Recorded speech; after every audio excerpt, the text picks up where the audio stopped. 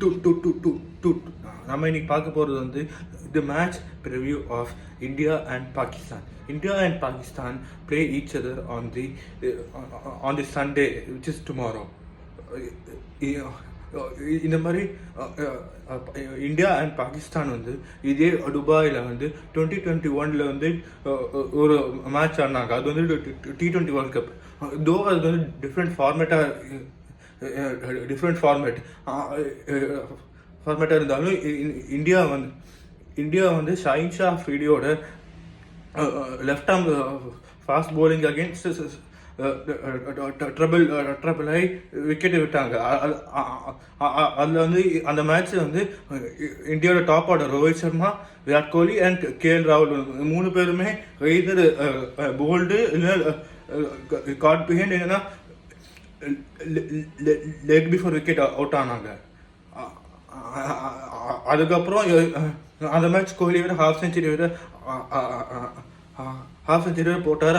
அதுக்கப்புறம் இந்தியாவோட ஸ்கோர் எப்படியோ வந்து ஒரு 160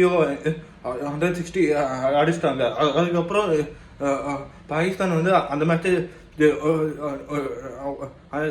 விக்கெட்டை விடாமல் டார்கெட் அடித்து இந்தியா தோக்கடிச்சாங்க. ஆனால் அந்த மேட்சை ஷாஹின் ஷா அஃப்ரிடி வந்து அவரோட ஃபார்மில் இருந்தார். அப்போ ஷாஹின் ஷா அஃப்ரிடி இந்த மாதிரி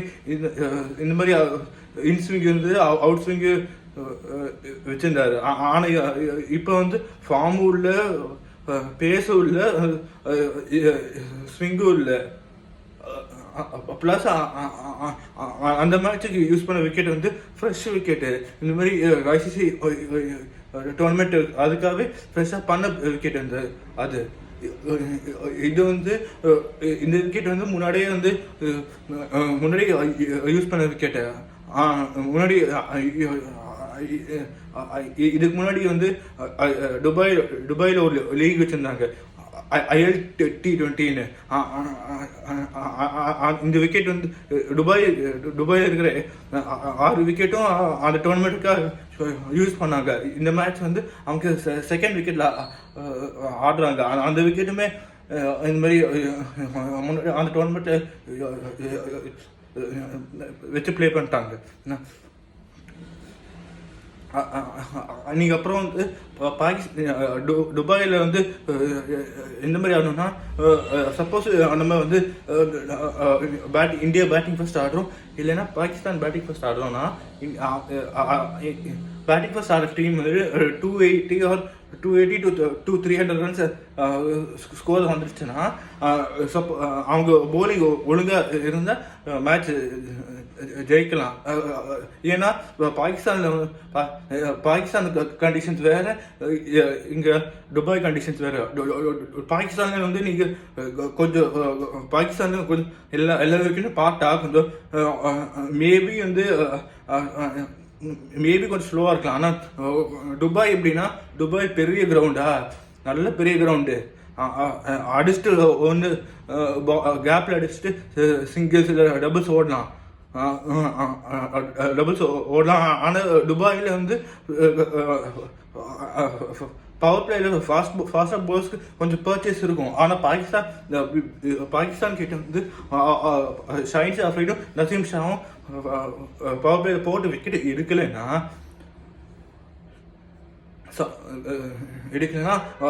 அதுக்கப்புறம் ஒரு போலர்ஸ் பீட் ஹாரிஸ் ரவுஃப் ஆர் அப்ரார் அஹமட், இல்லைன்னா சல்மான் அலியாகா ஆர் குஷ்தில் ஷா, அவங்கள பவர் பிளே விக்கெட் எடுக்காம இந்தியன் பேட்ஸ்மேன் வந்து இந்த மாதிரி பிளான் இந்த மாதிரி விக்கெட்டை பார்த்து இந்த மாதிரி 10 ஓவர்ஸில் 60-70 ரன்ஸ் அடிச்சிட்டாங்கன்னா, அதுக்கப்புறம் இந்தியாவுக்கு இருக்கிற பேட்டிங் வந்து எப்படியும் 300 வந்துடும். அதனால தான் ஷாஹின் ஷா அஃப்ரிடியும் நசீம் ஷாவும் பவர் பிளேயர் போட்டு விக்கெட் எடுத்தே ஆகணும். விக்கெட் எடுத்தேன்னா பாகிஸ்தானுக்கு மேட்சே போயிடுவாங்க. அது அது ஒன்று. நீங்கள் கம்மிங் டு பிளெயின் லெவல்லாம் வந்தீங்கன்னா இந்தியா எப்போவுமே இந்த மாதிரி ஐசிசி டோர்னமெண்ட் இப்போ பிளெயின் லெவலும் மாற்றவே மாட்டாங்க. சப்போஸ் ஃபர்ஸ்ட் மேட்ச் ஆடி அந்த மேட்ச் இந்தியா விக்டரி வந்துச்சுன்னா இந்தியா பிளேயிங் லெவனே சேஞ்ச் பண்ண மாட்டாங்க. இதே மாதிரி தான் T20 வேர்ல்ட் கப்லையும் ஆடினாங்க. 2024 T20 வேர்ல்ட் கப்பில் இதே மாதிரி தான் லெவனை மாற்றாமே வச்சுருந்தாங்க. அதே மாதிரி தான் இந்த மேட்சுக்கு இந்த ஹோல் சாம்பியன்ஸ் ட்ராஃபிக்கு வைப்பாங்க. என்ன மாதிரி போவாங்கன்னா முகமது ஷமி அண்ட் ஹர்ஷித் ராணா இந்த fast bowling and 2 allrounder, that is Axar Patel and Ravindra வந்து போட்டுருவாங்க. 2 பேருமே லெஃப்ட் ஆர்ம் ஆஃப் ஸ்பின். அது வந்து plus left arm chinaman Kuldeep Yadav play பண்ணுவாங்க. So 3 spinners 2 fast bowlers plus Hardik பாண்டியாவோட fast bowling. So 6 bowling options வச்சுன்னு போவாங்க. இதே மாதிரி தான் இந்தியா சாம்பியன்ஸ் ட்ராஃபியில் வச்சுருந்தாங்க. ஆனால் இதே மாதிரி தான் இந்தியா வந்து 2024 வேர்ல்ட் கப்லேயே வச்சுருந்தாங்க. ஆனால் அங்கே வந்து ஒரே சேஞ்ச் ஏன்னா இங்கே ஹர்ஷித் ராணா அங்கே பும்ரா இருந்தார். அது மட்டும் தான் சேஞ்சு. ப்ளஸ் அங்கே வந்து அங்கே கோச் வந்து ராகுல் டிராவிட் கோச்சிங் என்ன மாதிரி இருந்துச்சுன்னா, ராகுல் டிராவிட் வந்து கொஞ்சம் ஃபாஸ்ட்டாக பால்ஸ் பேக் பண்ணி ப்ளே பண்ணுவார். ஆனால் கம்பீர் எப்படின்னா, கம்பீர் வாண்ட்ஸ் மோஸ்ட் ஸ்பின்னர்ஸ் இந்த டீம். இந்த மாதிரி அக்ஷர் பட்டேலில் பங்களாதேஷ் மேட்சை பார்த்தோமே, துபாய் விக்கெட்டில் வந்து அவர் போடுற ஹைட்டுக்கும் அவர் போடுற ஹைட்டுக்கு வந்து பேட்ஸ்மேன் போய் அப்புறம் ப்ளே பண்ணும்போது அவர் போடுற பவுன்ஸை வந்து காப் பிஹைண்டு இல்லை கார்டு செகண்ட் ஸ்லிப் அவுட் ஆகிறாங்க. அதேமாரி பங்களாதேஷ் மேட்சில் பவர் பிளேயில் போட்டு ஆன ஹேட்ரிக் போனார். ஆனால் பாவம் ரோஹித் சர்மா அந்த கேட்சை விட்டார். ஆனால் ரோஹித் சர்மா மேலேயும் இந்த மாதிரியான கேட்சஸ் ட்ராப் ஆகும். ஏன்னா ஐசிசி டோர்னமெண்ட் ஒரு பெரிய ஈவெண்ட்டு. அந்த ஈவெண்ட்டுக்குனால ஐசிசி டோர்னமெண்ட் ப்ரெஷர் இருக்கும். அது எல்லா பிளேயர் மாரி தான் இருக்கும். என்னதான் ரோஹித் சர்மா வந்து 17 ஐசிசி டோர்னமெண்ட்ஸ் ப்ளே பண்ணாலும் இந்த மாதிரி ஒரு ஐசிசி டோர்னமெண்ட் ப்ளே பண்ணும்போது ஒரு ப்ரெஷர் இருக்கும். அந்த ப்ரெஷர் கேட்ச் விடுவாங்க. அதுக்காக பாகிஸ்தான் மாதிரி எல்லா கேட்சும் விட்டிங்கன்னா, பங்களாதேஷ் மேட்ச்சில் வந்து இந்தியாவோட ஃபீல்டிங் வந்து இந்தியா பிளேயர்ஸ் வந்து ஃபீல்டிங் பண்ணுற மாதிரியே இல்லை. இந்த மாதிரி 2 கேட்ச் விட்டாங்க. அந்த மாதிரி கேட்சஸ் அந்த மாதிரி கேட்ச் அந்த கேட்ச் மட்டும் கேட்ச் பண்ணியிருந்தாருன்னா இந்த மாதிரி டவுதும் ஜேக்கர் அலியும் இந்த மாதிரி செட்டில் ஆகி பங்களாதேஷ் வந்து 220 போயிருக்க மாட்டாங்க. அவங்க வந்து 150க்கு மேட்சை முடிச்சுட்டு போயிருப்பாங்க. இந்தியா வந்து 150 ஈஸியாக அடிச்சுட்டு போயிருப்பாங்க. ஸோ அவங்க வந்து அந்த பாகிஸ்தான் மேட்ச் வந்து பாகிஸ்தான்காரங்க வந்து பேட்டிங் எனவே அவுட் ஆஃப் ஃபார்மில் இருக்குது. அவங்க அடிக்க போய் தான் அவுட் ஆவாங்க. ஸோ அந்த மாதிரி கேட்சஸ் ஒழுங்காக பிடிச்சா இந்தியா விக்டரி வந்துடும். இந்தியா பிடிச்சிருவாங்க நம்பிக்கை இருக்குது. ஆனால் நான் என்ன சொல்கிறேன், நான் ஏன் பிடிக்குன்னு சொல்கிறேன்னா, பங்களாதேஷ் மேட்ச் வந்து அந்த மாதிரி விட்டோமே என்ன வரை இனிமேல் பண்ணக்கூடாதுன்னு தான் சொல்ல வருது. அப்புறம் கம்மிங் டு பாகிஸ்தானோட பிளேயிங் லெவன் வந்து ஃபக்கர் ஜமான் வந்து சாம்பியன்ஸ் ஆஃப் இயர் செகண்ட் பாலே வந்து ஃபீல்டிங் டெக்னிக்கே ஒழுங்காக இல்லாமல் பாலை வந்து இன்னும் ஸ்லைட் பண்ணுறேன்னு சொல்லிட்டு அவரோட காலில் போய் பிடிச்சிட்டு அவர் கால் அடிப்பட்டு மொத்த டோர்னமெண்ட்டுமே ஆடலை. அவர் பதில் இமாமுல் ஹக் ஸ்குவாடில் வந்திருக்காரு. எனக்கு ஏன் புரியுதுன்னா, உங்களுக்கு பேட்டிங் இருக்குது, பேட்டிங் இருக்குது, ஃபாஸ்ட் பவுலிங்கர்ஸ் வச்சுருக்காங்க ஸ்குவாடில். அவ்வளோ அவங்களுக்கு என்ன பிரச்சனைனா அவங்களுக்குலாம் பிளேயர்ஸ் ஒழுங்காக இருக்காங்க. அவங்களுக்கு வந்து பிளேயர்ஸ்லேருந்து எப்படியும் பிளேயர்ஸோட டாப் அவங்களுக்கு எப்படின்னா பிளேயர்ஸோட பெஸ்ட்டை வந்து எப்படி எடுத்து ப்ளே பண்ணிருக்கணும்னு அவங்களுக்கு தெரியல. அவங்களுக்கு பிகாமில் ஒரு டேர்ம் இருக்குது, efficient use of resources. Pakistan கேப்டனுக்கு அது தெரியல, டீம் மேனேஜ்மெண்ட்டுக்கும் அந்த டேர்முக்கான மீனிங்கும் தெரியல, பாகிஸ்தானோட செலெக்ஷன் கமிட்டிக்கும் தெரியல. அவங்க ஏன் இந்த மாதிரி இந்த மாதிரி ஒரே ஸ்பின்னரோட போகிறாங்கன்னு புரியல. ஒரே மெயின் ஸ்பின்னரான அப்ரார் அஹமத் வச்சு மட்டும் ஏன் போகிறாங்கன்னு தெரியல. அவங்க சாரி அவங்க இந்த மாதிரி ஷதாப் கான் வந்து ஆஃப் ஸ்பின்னு போடுவார், கொஞ்சம் கீழே பேட்டிங் ஆடுவார், செம்ம ஃபீல்டர் வேறு. அவரை ஸ்குவாடில் வச்சுருக்கலாம். அவர் வந்து இல்லைன்னா ரீப்ளேஸ்மெண்ட்டாக கூட ஷதாப் கான் எடுத்துருக்கலாம். ஷதாப் கான் ஒரு காலத்தை வைஸ் கேப்டனாக வேற இருந்தார். அவர் ஏன் ட்ராப் பண்ணாங்கன்னு புரியல. அதுக்கப்புறம் பாபர் அசாம் தயவு செஞ்சு ஓப்பனிங் வரக்கூடாது. சவுல் ஷக்கீல் அண்ட் இமாமுல் தான் இப்போ ஓப்பன் பண்ணணும். பாபர் அசாம் 3 வந்துட்டு கம்ரான் குலாம்னு ஒரு பிளேயரை அவங்க ஸ்குவாடில் வச்சுருக்காங்க. அவங்க வந்து கம்ரான் குலாம் வந்து டிசம்பரில் போன வருஷம் டிசம்பரில் தான் பாகிஸ்தான் சவுத் ஆஃப்ரிக்கா வந்து சவுத் ஆஃப்ரிக்காவில் ஒரு 1 டே சீரீஸ் தானாங்க. அதில் வந்து செகண்ட் மேட்சோ தேர்ட் மேட்சோ கரெக்டாக தெரியல. ஆனால் அந்த மேட்ச்சில் வந்து கம்ரான் குலாம் வந்து ஒரு அன்பீட்டன் 63 அடிச்சு பாகிஸ்தான் வந்து அந்த மேட்சை ஜெயிக்க வச்சாரு. இவென்ச்சுவலி பாகிஸ்தான் வந்து சீரீஸ் 2. இப்போ கம்ரான் குலாம் ஸ்குவாடுக்குள்ள இப்போ கம்ரான் குலாம் வந்து பிளேயிங் 11க்குள்ள வரணும்னா he has to come in place of Tayyab Tahir வந்து டேலண்ட் இருக்கு. அவர் பாகிஸ்தானோட அண்டர் 19 டோர்னமெண்ட்ல பார்த்தோம், அவர் டேலண்ட் இருக்கு. ஆனால் ஐசிசி ஈவெண்ட்டு கொஞ்சம் பெரிய ஈவெண்ட்டு, உடனே ஒரு புது யங்ஸ்டர் போட்டால் அது மாதிரி ப்ரெஷர் இருக்கும். கம்ரான் குலாம் வந்து இன்டர்நேஷனல் ஆடிட்டு தான் வந்திருக்காரு, அவருக்கு இன்டர்நேஷனல் எக்ஸ்பீரியன்ஸ் இருக்கு. அவர் அந்த கொஞ்சமாக கம்ரான் குலாமாஸ் 2 இயர்ஸ் இன்டர்நேஷனல் கிரிக்கெட் ஆடிட்டு இருக்காரு. ஆனால் கம்ரான் அவர் வந்து தையப் தாஹிர் பிளேஸ்ல போடலாம். தையப் தாஹிர் வந்து அவர் பேக்கப் பேட்ஸ்மேன் யூஸ் பண்ணியிருக்கலாம்.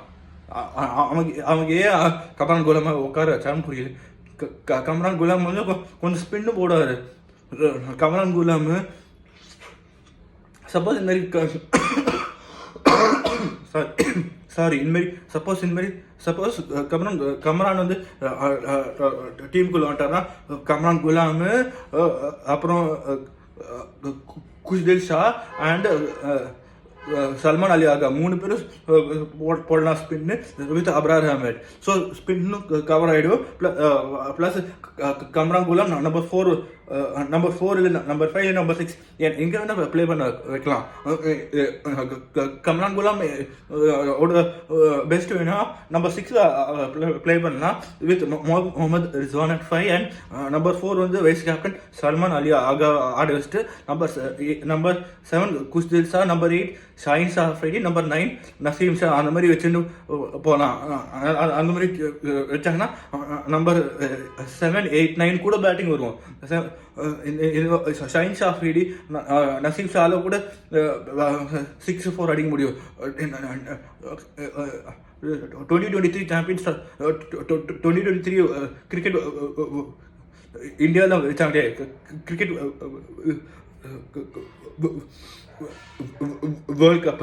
அந்த வேர்ல்ட் கப்பில் ஒரு பாகிஸ்தான் சவுத் ஆஃப்ரிக்கா மேட்ச் வந்து சேப்பாக்கில் வச்சாங்க. சேப்பாக்கில் அந்த மேட்சை நசீம் ஷா தான் ஃபினிஷ் பண்ணி பாகிஸ்தானை ஜெயிக்க வச்சார்.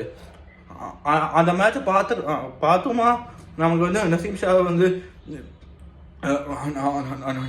நசீம் ஷா அவங்க நசீம் ஷா நம்பி பேட்டிங் அனுப்பலாம். சப்போஸ் இது மாதிரி போன மேட்ச் ஆன மாதிரி ஃபக்கர் ஜமானால சப்போஸ் வந்து ஃபக்கர் ஜமானுக்கு வந்து இன்ஜுரி ஆச்சு, ஓப்பனிங் பண்ண வரலன்னா ஏன் பாபர் அசாம் ஓப்பனிங் வந்தாலும் அது இன்னும் புரியல. சப்போஸ் உங்களுக்கு அந்த மாதிரி ஓப்பனிங் என்னன்னா சல்மான் அலி ஆரம்பிச்சுட்ருக்கலாம், இல்லை தையப் தாஹிர் கூட போன மேட்ச் அனுப்பிச்சுட்ருக்கலாம். அவங்க வந்து ஓப்பனிங் வந்துட்டு நான் சொன்ன ஆர்டர் ப்ளே பண்ணேன். ஃபர்ஸ்ட் விக்கெட் போனாலும் பாபர் அசாம் வந்து எப்படியோ பாபர் அசாம் எப்படியோ ஷீட் ஆங்கர் ரோல் ப்ளே பண்ணி இன்னிங்ஸ் எப்படி கொண்டு போகணும் அவருக்கு தெரியும். அவர் ஷீட் ஆங்கர் ஆடிட்டு அவரை சுற்றி எல்லாரும் ஆடிடுறாங்க. எப்படி இந்தியா வந்து பங்களாதேஷ் மேட்ச் ஆடினாங்களோ அந்த மாதிரி பாகிஸ்தான் அந்த மாதிரி பண்ணிடலாம். அதுக்கப்புறம் துபாயில் இந்த மாதிரி இருக்குன்னா நீங்கள் வந்து துபாயில் வந்து துபாயை ஜெயிக்கணும்னா 2 கண்டிஷன்ஸ். நீங்கள் ஃபஸ்ட்டு பேட்டிங் பண்ணீங்கன்னா 280 to 300 அடிக்கணும். நீங்கள் 220, 210, 240 அந்த மாதிரி அடிச்சிட்டிங்கன்னா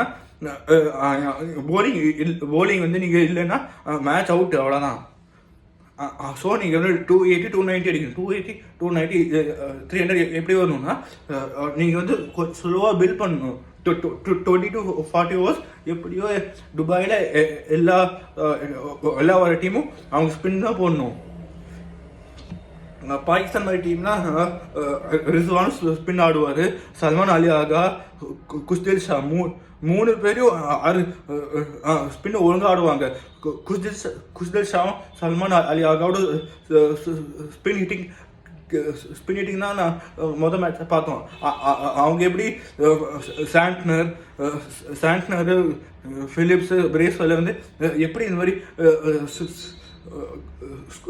ஸ்வீப்பு ரிவர்ஸ் ஸ்வீப் ஆடி எப்படி 4-4 அடித்தாங்கன்னு பார்த்தோம். ஸோ பாகிஸ்தான் வந்து 20 to 40 வந்து அவங்க வந்து விக்கெட்டை விடாமல் இந்த மாதிரி யங்ஸ்டர்ஸை பேக் பண்ணி அவங்க வந்து ப்ளே பண்ணிட்டு அப்புறம் 1 to 20 வந்து இந்த மாதிரி பில்ட் பண்ணும். டாப் ஆர்டர் வந்து ஃபக்கர் ஜமான், சவுத் ஷக்கீல், ஃபக்கர் ஜமான் இல்லை, அது பார்த்தீங்கன்னா சவுத் ஷக்கீல்,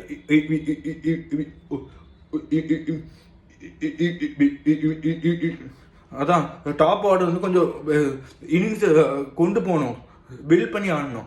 அதை விட்டு எல்லாரும் மொதல் பால் அடிக்கணும்னு வந்தீங்கன்னா அவ்வளோதான். நீங்கள் ஏற்கனவே நீங்கள் அந்த 60% அவுட் ஆஃப் டோர்னமெண்ட்டு. இந்த மேட்ச் மட்டும் அகேன்ஸ்ட் இந்தியா மட்டும் தோத்திங்கன்னா 90% அவுட்டு. அது இந்தியா மேட்சும் பாகிஸ்தான் தோற்று ப்ளஸ் குவாலிஃபை ஆகணும்னா இந்தியா வந்து has to lose to the Kiwis and அவங்க வந்து Kiwis after lose to Bangladesh. அது ஹைலி இம்பாசிபிள். இன்னைக்கு மட்டும் பாகிஸ்தான் நாளைக்கு மட்டும் பாகிஸ்தான் மேட்ச் போச்சுன்னா பாகிஸ்தான் அதுக்கப்புறம் பாகிஸ்தான் வந்து வெக்கேஷன், அதுக்கப்புறம் பங்களாதேஷ் மேட்ச் வந்து அதுக்கப்புறம் அவங்களுக்கு ஒரு பங்களாதேஷ் மேட்ச் இருக்குது. அதுவும் அவங்களுக்கு சும்மா டைம் பாஸ் மாதிரி வந்து ஆடணும். நேம் சீக்கிரம் ஒன்றா மேட்ச் ஆடணும். அதுக்கப்புறம் பாகிஸ்தானோட போலிங் கூட கொஞ்சம் ஷாஹின் ஷாஃபிடி கொஞ்சம் போட்டுருவார். அவருக்கு எக்ஸ்பீரியன்ஸ் இருக்குது. நசீம் ஷா சூப்பராக போட்டுன்னு வராரு. ப்ளஸ் ஹாரிஸ் ராஃப் வந்து கையை சுற்றினாலே 70 to 80 ரன்ஸ் போட்டுருவார். ஹாரிஸ் ராஃப் அவங்க வந்து 20 to 40 போட வைக்காம அவங்க 40 to ஒரு 40 செகண்ட் ஓவர்லேருந்து அதுக்கப்புறம் யூஸ் பண்ணியிருக்கலாம். ஹாரிஸ் ராஃப் வந்து அக்ஷத் ராணா அந்த மாதிரி போலர்ஸ்லாம் வந்து அந்த மாதிரி போலர்ஸ் வந்து அப்புறம் கூட தான் யூஸ்ஃபுல்லாக இருப்பாங்க. நீங்கள் ஃபர்ஸ்டே போட்டு அவங்களுக்கு கொஞ்சம் ஃபார்மு போயிடுச்சுன்னா கொஞ்சம் அந்த ஹாரிஸ் ராஃப் இந்த மாதிரி போலன்னா ஹாரிஸ் ராஃப் வந்து ஃபாஸ்ட்டாக போட்டு அவருக்கு ஸ்விங்கோ எதுவும் இருக்காது. 160 140 150 கிளாக் பண்ணுவார். அவர் வந்து ஃபாஸ்ட்டாக வந்து டம்முன்னு போடுவார்.